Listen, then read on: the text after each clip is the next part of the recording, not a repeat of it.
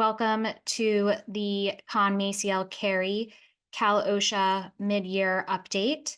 I know folks are still trickling in here, but we're gonna go ahead and get started because we have a lot of information to cover today, lots of updates. So we want to make sure that we try to get through everything as quickly as possible, so we can get everybody all the updates that everybody is looking forward to. I know that we're not quite through the mid-year point, but as I mentioned, there's a lot of new things going on with Cal OSHA, a lot of new things coming up this summer. So we wanted to make sure that everybody had that update before we move into July 1 and the following summer months. This is part of our 2024 Cal OSHA webinar series. So we have a Cal OSHA specific webinar about once a month. So if you haven't registered for those, feel free to do so at our website or send any one of us an email and we can get you set up for that as well. I'm Rachel Kahn. I am the chair of the California practice, and I am joined today by two of my colleagues, Megan Shaked and Andrea Chavez. I am a partner here, and I work out of the San Francisco office, and my focus is primarily occupational safety and health. And previously, before being at CMC, I was the national OSHA practice lead at Nixon Peabody, and so happy to be here and leading the California practice. I'm also joined by my partner, Megan Shaked, who is in our workplace safety and employment practice here at Con-Maciel Carey.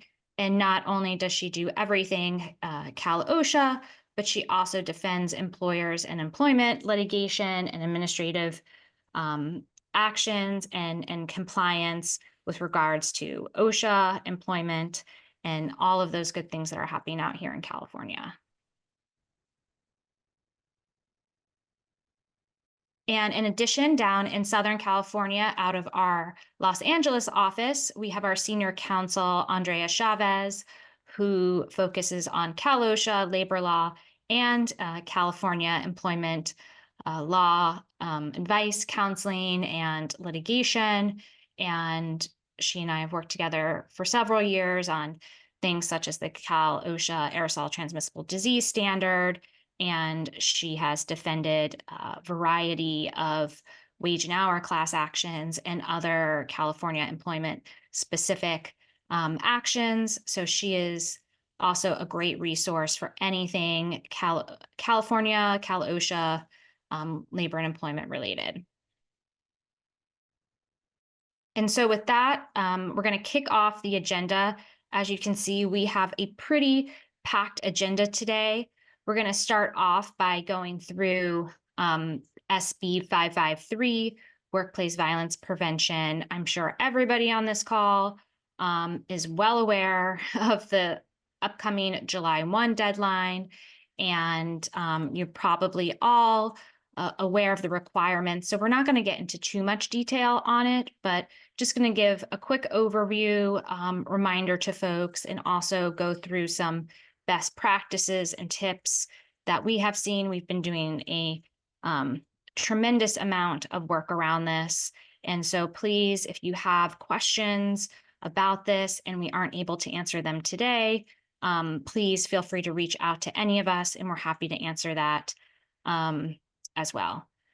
We're going to talk about the worker walkaround rule, which is actually a new federal regulation. And we're going to talk about what that is and how it may impact things out here in California.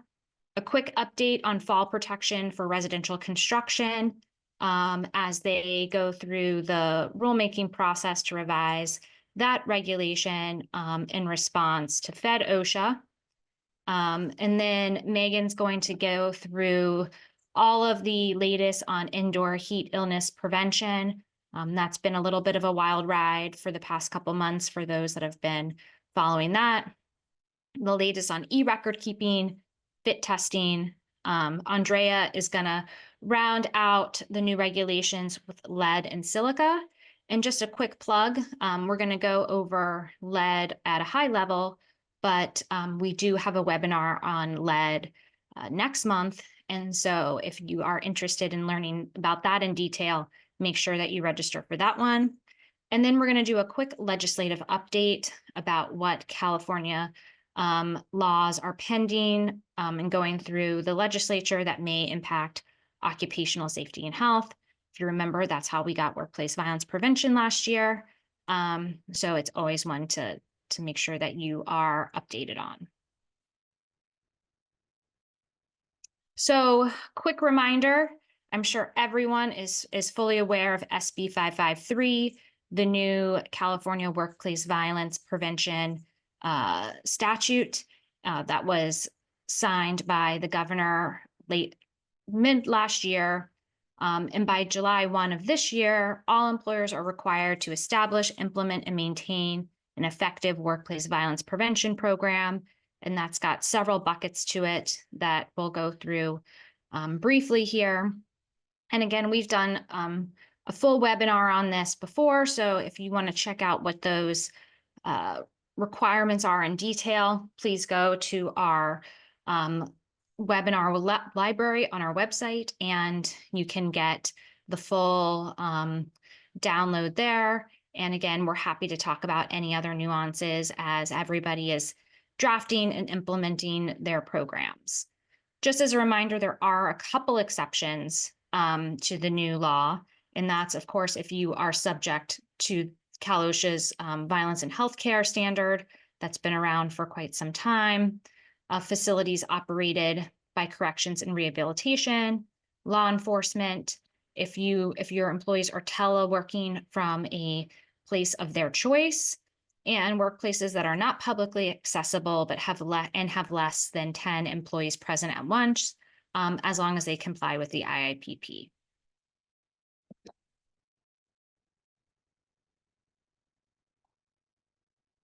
And so when I think of SB 553, I think of it in several different buckets, because I know there's a lot going on in that statute.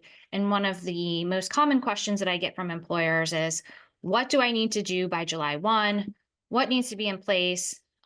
People are aware that there's a requirement for a written plan, that there's training, but what are all of the things that that need to be in place by July 1? So of course, you have to establish, implement, and maintain an effective written workplace violence prevention plan. And a key word there is effective, and that's always Cal OSHA's favorite word. So it's not enough to have some really great procedures on paper. Do they actually work in operation? And so that is certainly one of the things that Cal OSHA will be looking for, is whether or not they are effective, that they work.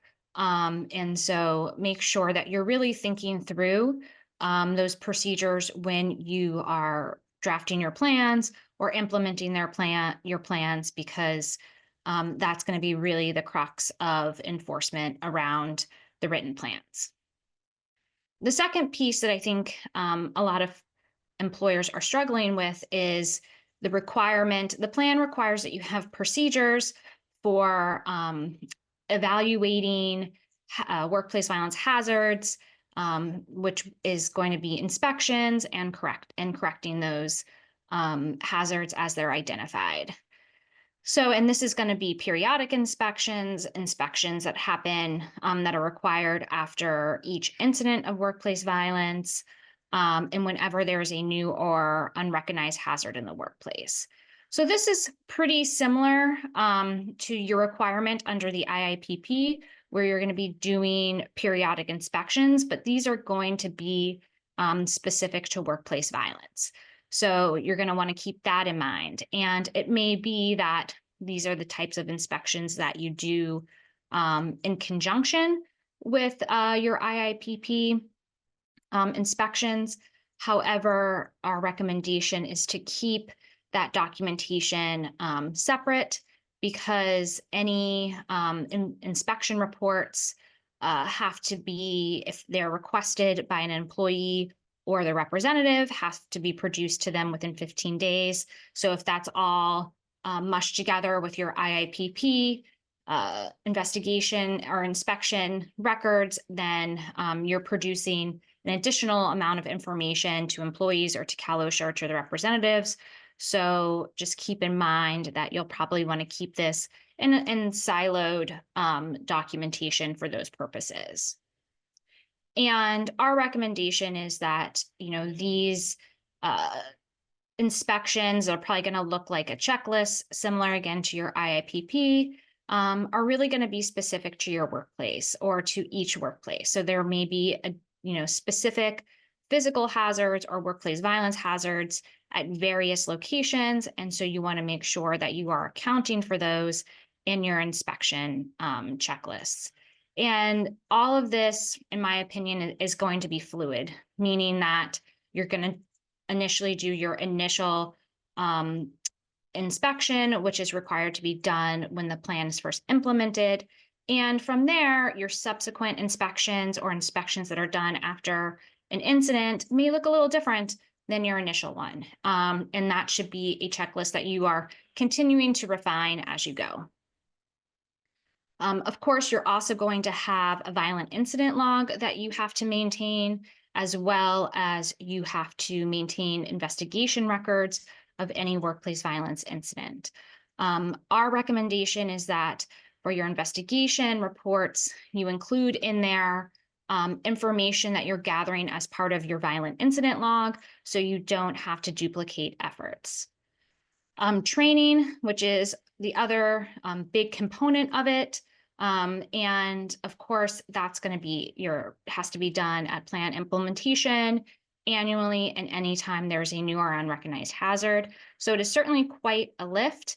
Cal OSHA has come out in the FAQs as part of its enforcement position that they expect training to be also completed by the July 1 date.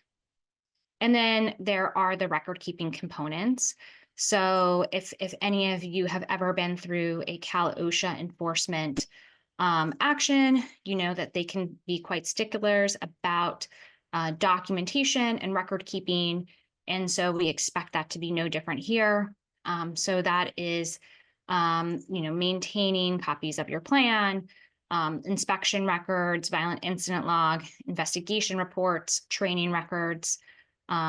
Please note that the training records are very prescriptive as to what needs to be included in there. So make sure that you are maintaining those training records according to the statute. And training records, violent incident log, and inspection reports, employees can all request as under the statute, and you have to provide those within 15 days.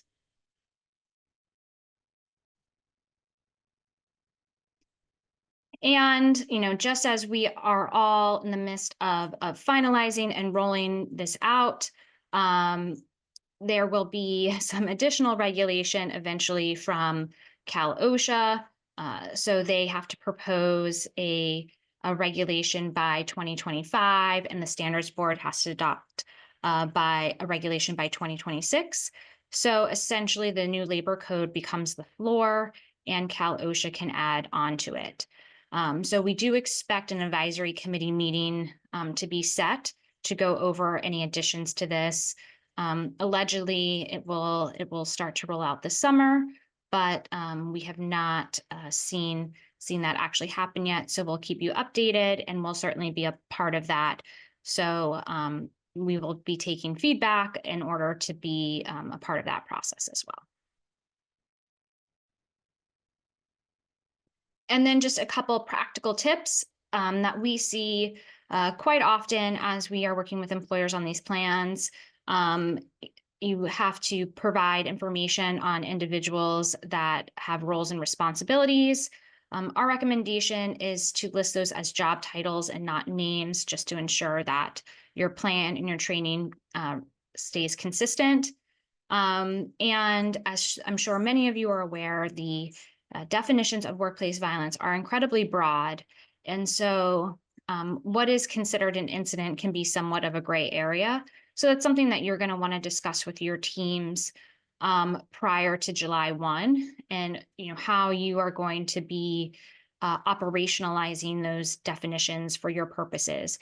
Because remember, every time that you have an incident, it's going to trigger the need for an investigation, inspection, and log entry, and potential additional training if it shows a new or unrecognized hazard. So there's a lot of things that that come out of an incident. So you really want to make sure that everyone is aligned on what an actual incident is. How you're going to customize for each work site. Are there differences in procedures? Are there differences in the inspections? You want to make sure that you're reviewing those.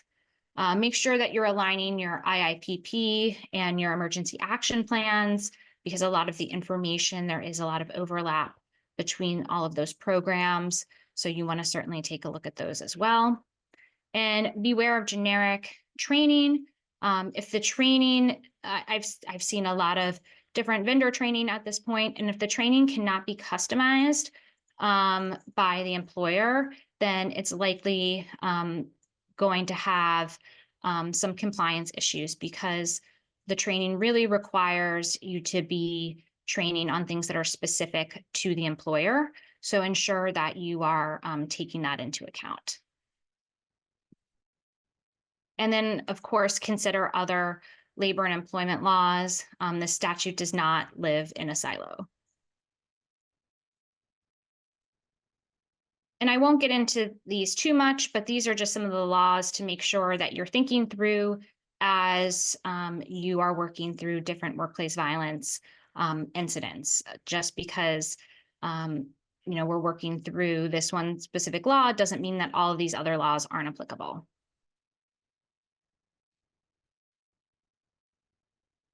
And for some of you that have been following at the federal level, there is a new Fed OSHA regulation, the worker walkaround rule. And we're going to get into a little bit of the background on it, and as well as how it could potentially impact things out here in California.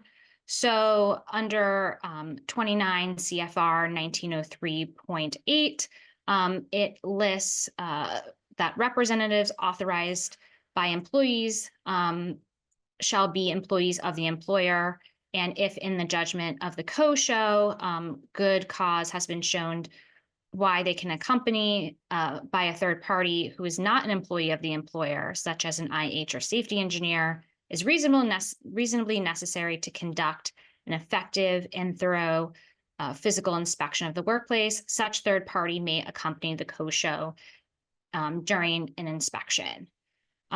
So previously that had a more narrow interpretation, but in 2013, the United Steel, Paper, and Forestry Service Union asked for an interpretation of that, and whether or not those third parties could include those without a collective bargaining agreement or other people within a community organization.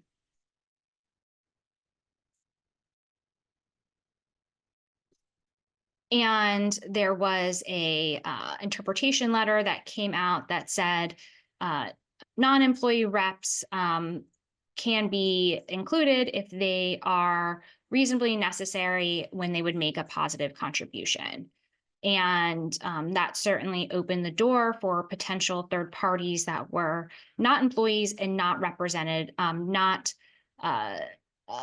certified union representatives. And so certainly that caused a lot of concern within the employer community, and additional industry representatives filed legal actions over that interpretation, and it was actually rescinded in 2017 by OSHA at that time.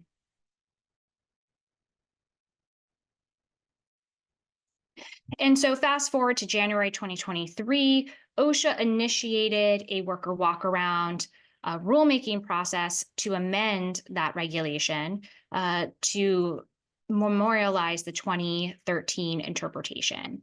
So that's gone through the rulemaking process. And for anybody that is interested in really learning about the worker walkaround rule in detail, we have a full webinar coming up on that next month, or actually I think next week. So make sure that you register for that. And our colleagues Eric Kahn and Mark Trapp will go through this in detail. But I'm just going to continue just to give you the overview of it. So this now goes into effect next Friday, May 31st, 2024. And I'll give you on the next slide what that now looks like. So the final regulation, it now says that representatives authorized by employees may be an employee of a third party, of the employer or a third party.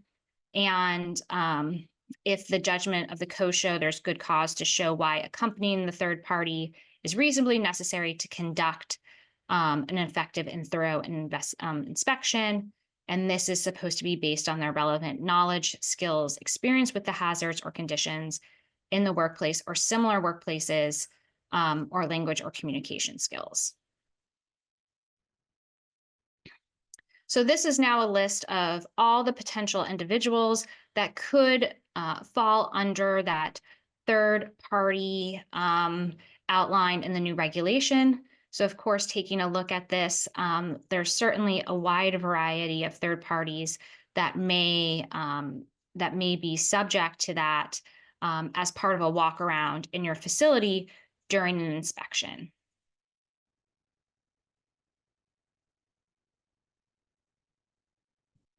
And for those of you that have been keeping track, the U.S. Chamber of Commerce did file a lawsuit yesterday to delay implementation of the rule.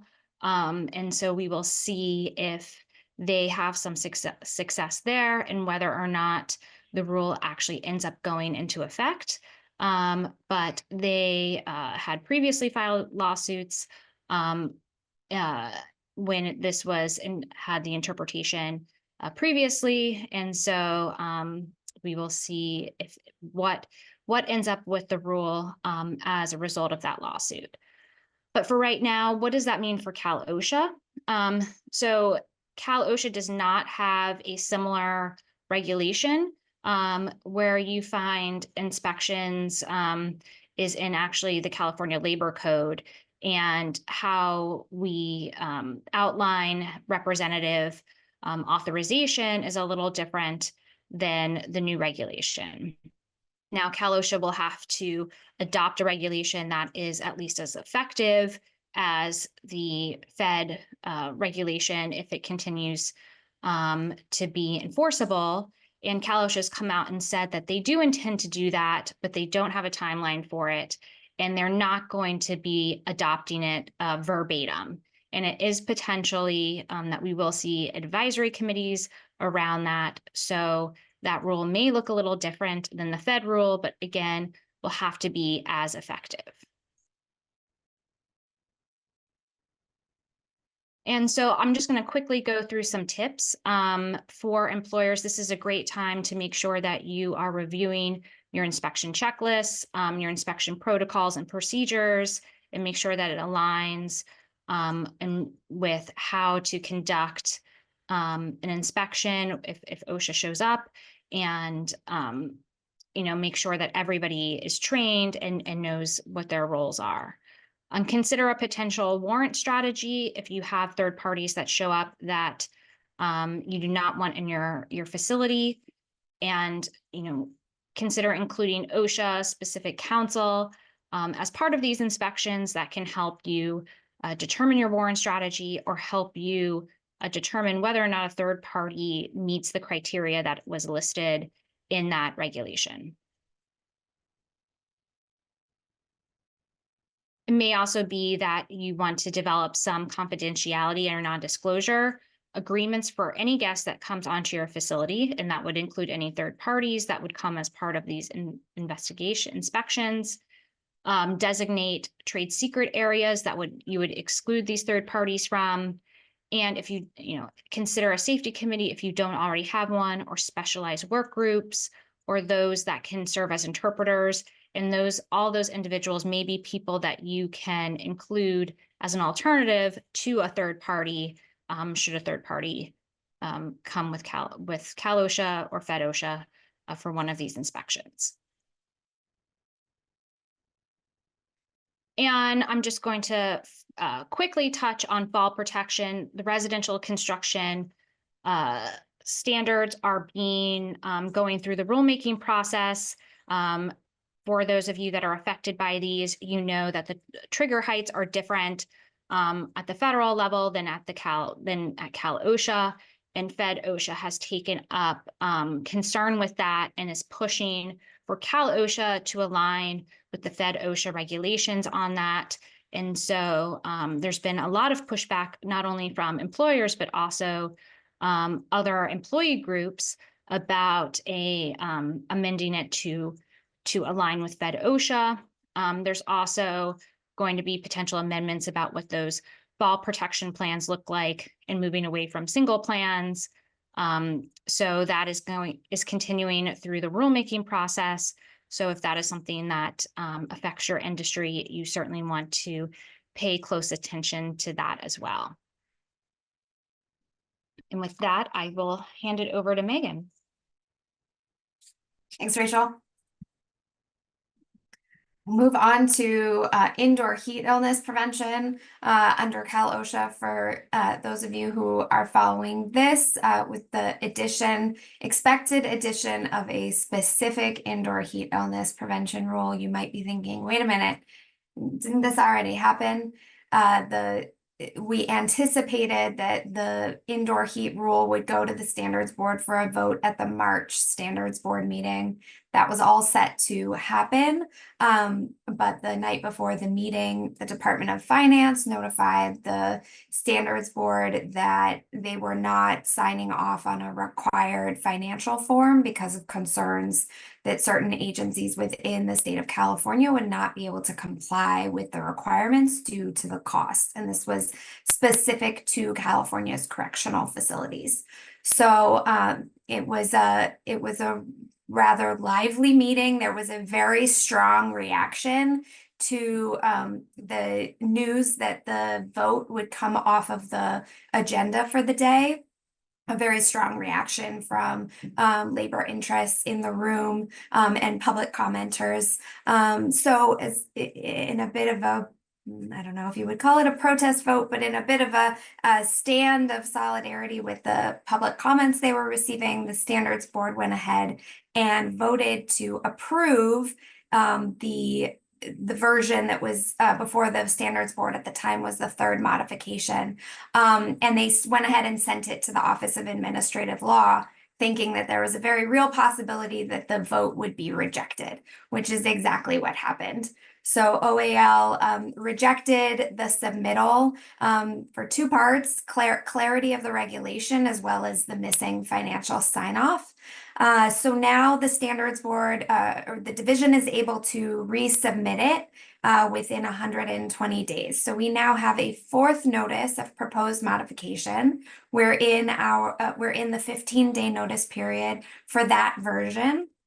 And now the vote is expected to go before the board at the June meeting. The key change, really, I mean, this slide has all of the detail, but the substantive change is adding an exception for certain correctional facilities operated by state and local governments to completely take them out of the coverage of the regulation.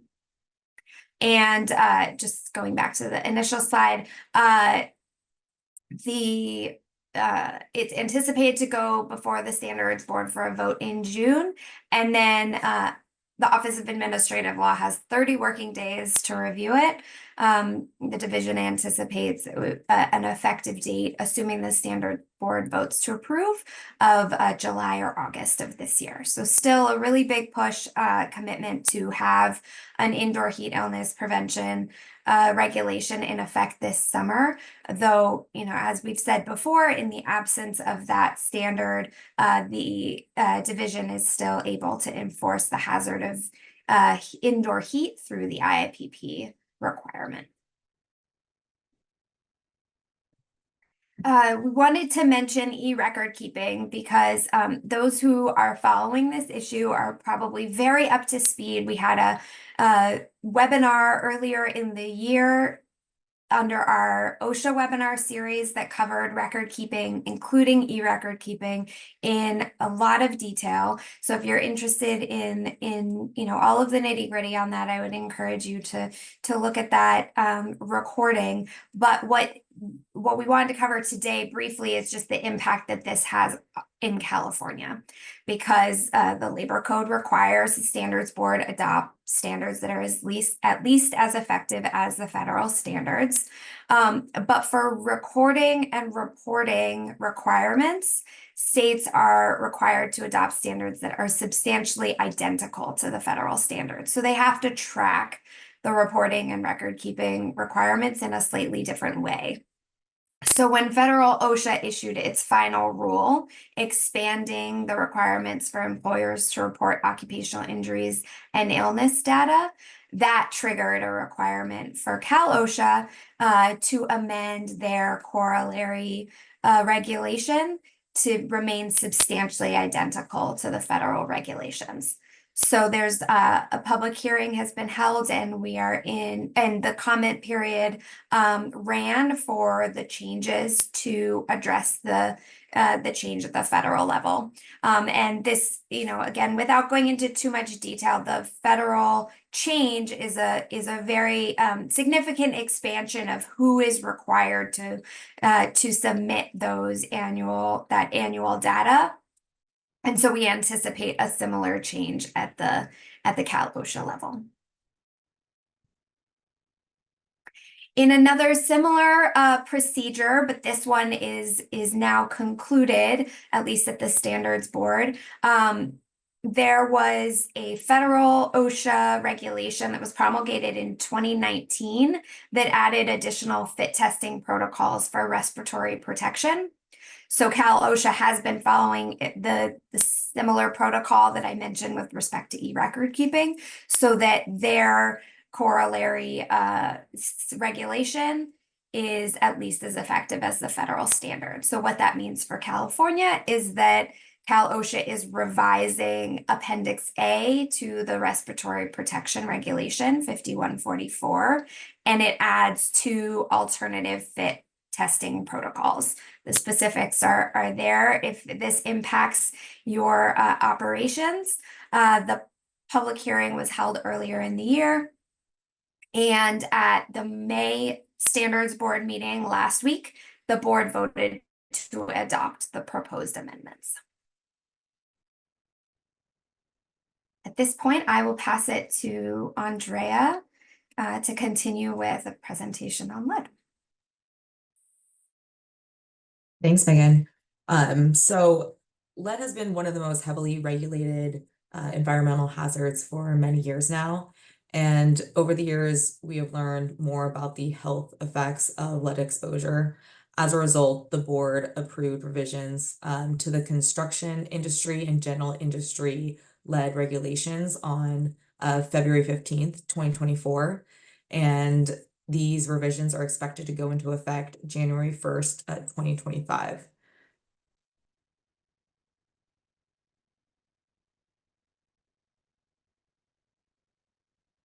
Okay, so there's a lot to cover with these new regulations, and so I will not actually be able to touch base today on the construction standard. We'll just be talking about the general industry standard, but we do have an upcoming webinar next month specifically on lead, which Rachel mentioned previously, so you should go check it out if you'd like to learn more. Okay, so in the general industry standard, the most significant revision, in my opinion, is that Cal OSHA has lowered the permissible exposure limit and action level thresholds, which both trigger certain requirements. And somewhat, another thing I'd like to flag, which is a somewhat unusual requirement, is that employers must now take into account the additive effect of exposure to lead and other chemicals that may be in the workplace, such as like mercury, cadmium. So if there's lead and let's say mercury, the employer must take into account the fact that these will both contribute to the overall airborne concentration levels. Okay, so what are the old levels and what are the new levels? The old permissible exposure limit was 50 micrograms per cubic meter of air, and that has been changed to 10 micrograms per cubic meter of air. And the old action level was 30 micrograms per cubic meter of air without regard to respirators. And the new action level is 2 micrograms. So these are some very significant reductions, meaning that, a lot more employers are going to be required to take action under the revised regulation. Okay, so as I mentioned, we don't have time today to cover all the revisions in depth, but I did want to flag the definitions that were added to the regulation. The separate engineering control air limit is defined as an airborne concentration of lead calculated at an 8-hour time-weighted average. And the regulation actually specifies the separate engineering control air limits for particular processes. And this is important because this limit also is used as a threshold to trigger certain requirements. The regulation also adds a definition of presumed significant lead work. This is important because if your employees are performing this type of work, they will be subject to pre-assessment precautions. Presumed significant lead work includes work that alters or distributes material known to contain lead at a concentration equal to or greater than 5% by weight, or is reasonably anticipated to contain lead at the same concentration. This includes materials such as scrap lead, lead bullets, lead sheeting, and lead cable housing. Presumed significant lead work also includes torch cutting of scrap material or scrap metal. However, there is an exception if the combined exposure of these activities is less than 8 hours during any 30-day period.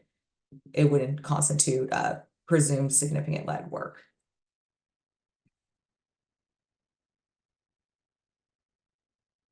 Okay, so as I just mentioned, if an employee performs any presumed significant lead work, you will have to provide them with certain types of precautions until you have performed an employee exposure assessment to determine actual employee exposure. And these precautions includes things like respiratory protection, protective clothing, medical surveillance training, and the posting of signs.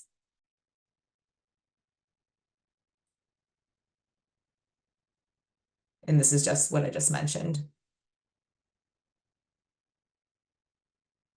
Okay, the revisions also amend the monitoring requirements after a positive initial determination.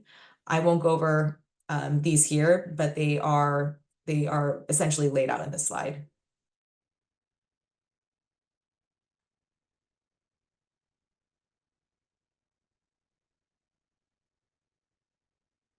Okay, and there are also revisions to the written plan requirements.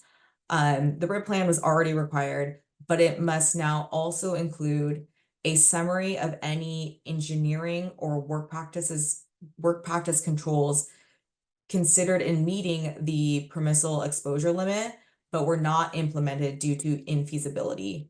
And you must also include an explanation of how this infeasibility determination was made.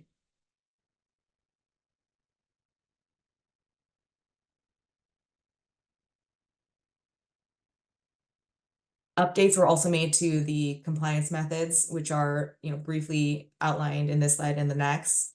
Again, I'm not going to go over all of them. They were quite significant. So if you have any questions, tune into the webinar next month.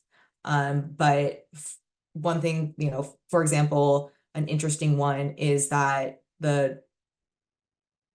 is with regards to the work site hygiene requirements. And you now have to ensure that employees who are exposed to lead wash their hands, wash their face prior to entering any eating area or eating or drinking or smoking. And then they also wash their hands, wash their face at the end of each shift. So I just thought that one will be really interesting of how employers actually enforce that in practice.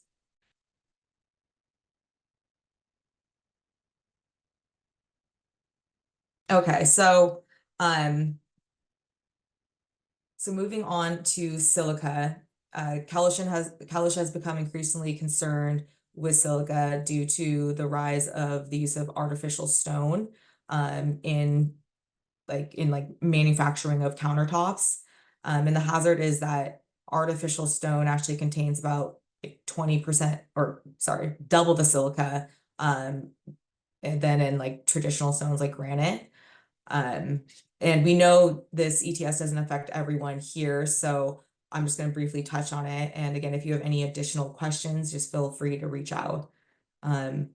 Okay, so the current Silica ETS was adopted in December 2023, and recently the board voted to re-adopt the ETS for another 90 days to September 24th, 2024.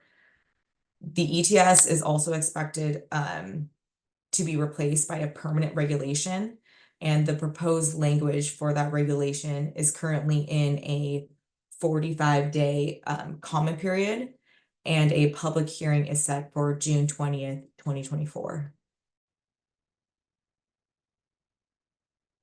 The Silica ETS applies to all California workers occupationally exposed to silica, except those involved in construction work and agricultural operations, and those with exposures that result from the processing of sorptive clays.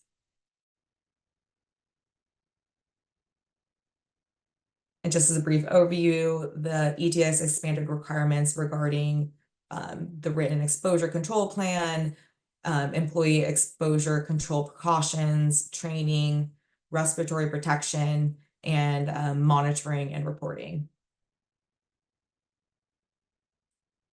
And the new ETS also makes some revisions to the current ETS and adds new exemptions for the requirements for high exposure trigger tasks for industries that include outdoor quarries, outdoor open pit mines, and the fabrication of tombstones and similar products. It also adds an assigned protection factor for respirators that are required for high exposure trigger tasks, which really helps to simplify the selection of acceptable respirators. And finally, it removes the requirement for organic vapor cartridges, which only leaves the requirement for HEPA filters. And passing it back to Rachel for the legislative update. Thanks, Andrea. Looks like we're making good time, so we'll have a little bit of time for questions here in a minute. So if you do have some questions, make sure that you put them in the chat box, and we'll try to get through as many as we can. And if we can't get to your question, of course, always feel free to reach out to us directly. So quick California legislative update. We haven't seen a ton of legislation around occupational safety and health this cycle, this session. That can certainly, of course, change. But two of them that I do want to briefly go through and draw attention to is one, there's AB 1976, which is first aid, and specifically regarding naloxone. And under this, if this law gets adopted, essentially it will require that the Cal OSHA Standards Board before December 1 of 2026 shall draft a rulemaking proposal to require first aid materials in a workplace to include naloxone or another opioid antagonist approved by the FDA to reverse opioid overdose, and instructions on how to use the opioid antagonist. And that is coming out of the increase in fentanyl overdoses that we've seen across the country, and which is certainly not something that's specific to California, but we have seen this come up in a variety of different ways up here in California or out here in California. There was actually a hazard alert letter that went out from Cal OSHA several months ago, warning about fentanyl use hazards and naloxone, and potentially having employers keep that on hand. So we know that that's certainly been something that Cal OSHA has been considering even outside of this law. And if passed, the standards board would be required to adopt the revised standard by 2027. So this bill is still out there and alive, unlike AB 2264, which is heat illness prevention certification. So if that is adopted, this bill is actually dead at this point, but if it had been adopted, it would have required an employee to obtain a heat illness prevention certification from the division within 30 days after the hire, and to maintain a valid certification through the duration of employment. So, why do I bring that up at this point? Because it's no longer making its way through the legislature. This is, again, to what Megan talked about in indoor heat. These indoor heat and outdoor heat continue to be an emphasis area, not only for the legislature, but for Cal OSHA. And every session we see bills related to heat illness in one fashion or the other. And so even though that this one is currently dead, I would anticipate that next session we continue to see additional laws presented that have to deal with heat illness. And Cal OSHA certainly is focused on it, but we will also probably continue to see pressure from the legislature to ensure that Cal OSHA continues to be focused on it. And with regards to Cal OSHA generally and enforcement updates, it's no secret that Cal OSHA has had trouble hiring and maintaining co-shows, and they are still looking for a chief. The chief left earlier this year, so there has been a hiring crisis there. And at the latest advisory committee meeting that took place on Monday, they did have an update on the hiring process. So they are vigorously hiring for roles. So consultation has hired vacancies in 4 of its 7 offices. The variety of other units are continuing to hire. Of particular note, the PSM unit is in the middle of hiring 18 positions, which would actually double the size of the unit. So for any of you that are subject to PSM, you know that they can be already quite active. And if you are part of a PSM inspection, they are pretty onerous and ongoing. And so to double that unit, you would certainly see, we would expect to see a good amount of additional unannounced inspections around from that unit. The legal unit has almost doubled in size in the last couple of years, and that's spread out through the state. So right now they have a total of 29 attorneys, 2 chief assistants, so 1 in Northern California and 1 in Southern California, and then of course a legal chief.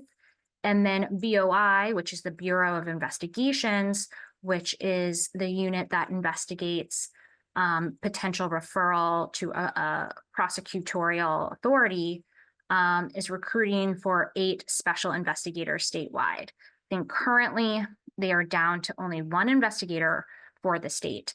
So if you have a matter that is pending BOI investigation, they have a 3-year statute of limitations to do their investigation, and those have been dragging out because of their limited investigators. So there would be the potential to see additional investigations, or maybe more expeditious investigations if we see more investigators in that unit. They are statutorily required to investigate certain workplace incidents, and so that hasn't changed based on the number of folks that they currently have in the unit. With that, oh, and then one other thing to note is that in March, Assembly Member Liz Ortega sent a letter to the Joint Legislative Audit Committee requesting an audit of Cal OSHA to determine the cause of the division's inability to protect workers from hazardous working conditions and the ineffectiveness of the fine collection process. Particularly, she noted that she's interested in understanding the structural deficiencies in the current investigation and enforcement models to develop more policies. So we have seen, a lot of kind of commentary around this and what that's going to mean. And this kind of goes hand in hand with understaffing and whether or not what that impact has been, and really putting some pressure on Cal OSHA and the state overall to increase staffing levels, and will potentially have some scrutiny on how cases are litigated and resolved, as well, and how inspections are conducted and which inspections receive on-site inspections. So this is one that we will keep an eye on and see, how, if this audit is picked up, and what the results are and what the impacts are of that as well. So that is also some additional pressure that we're seeing on Cal OSHA. And in terms of just hiring of inspectors overall, I know that they have been interviewing vigorously for inspector roles. And so we'll likely see an addition of a good amount of COSHOs throughout the state. Now, what that might mean is that we see a lot of new and experienced COSHOs. And of course, with that comes, issues about, not knowing how to run an inspection, or potential issues around not a lot of experience with the regulations. So you certainly want to make sure that you get your Cal OSHA counsel involved if you have an inspection, and particularly if you have a new inspector that is conducting it, because they may have some inexperience in the area, and you'll want some experience to help guide you through that process. I'll go quickly through kind of the highlights of the rest of the slides, and then we will take a couple different questions. So if you have not signed up for the webinar series already, here is the webinar series for the rest of the year. We do have lead that is coming up next month. So make sure that if you want more detail on that, to tune into that. We did receive a question in the chat about the lead webinar not having its own separate registration. We will fix that today, but you can also register.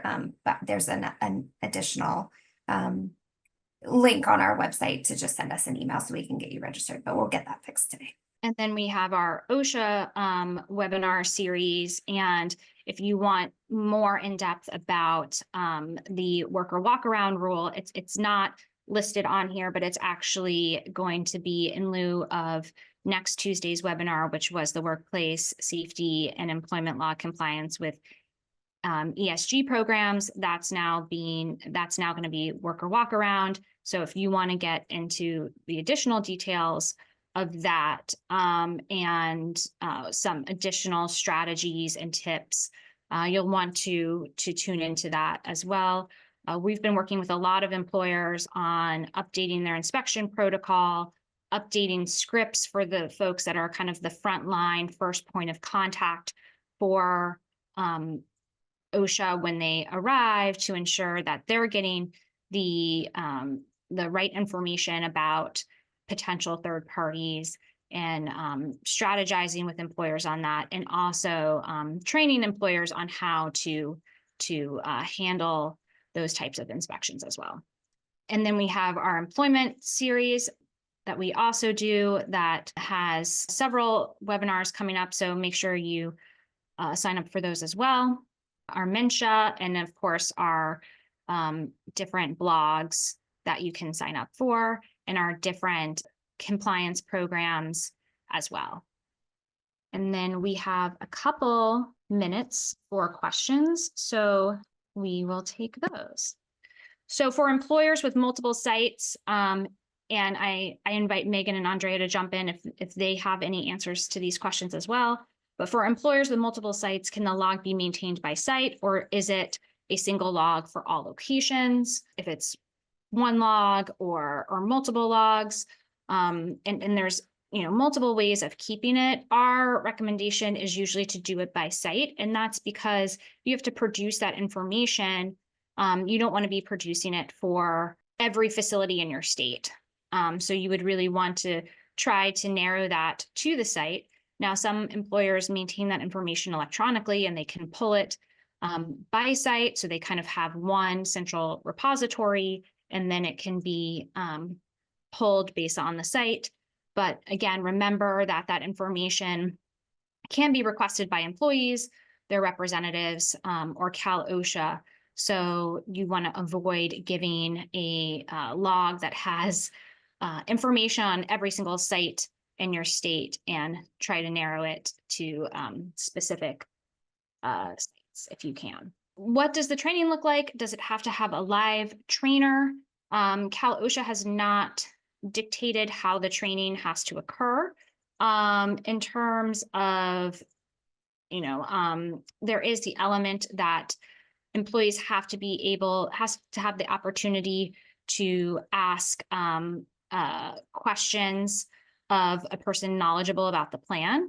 So for some employers that do a computer-based training, they either have somebody available by phone or email that can answer that question, or we've seen a lot of training managers to ensure that they are knowledgeable about the plan so they can answer questions in real time. And now Cal OSHA has not provided guidance about the duration that employers have to answer those questions. But if you look at bloodborne pathogens, which has a similar requirement, they say if you use phone or email, you have to be able to answer those questions as they arise. And I will take one more question before we close out this. So in absence of a Cal OSHA specific walkaround rule, does the Fed OSHA rule apply to California or other state plans? No, they would have to adopt a regulation, and they are required to do that to maintain their programs being as effective.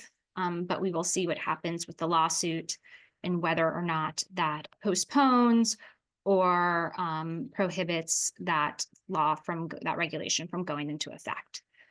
So thank you everyone for joining us. If we didn't get to your question, again, feel free to reach out to us, and we'll be sending around the recording and the slides, and feel free to email any of us about signing up for all of the webinars or any of the webinars if you haven't done so already, or you can do it on our website. So thank you so much.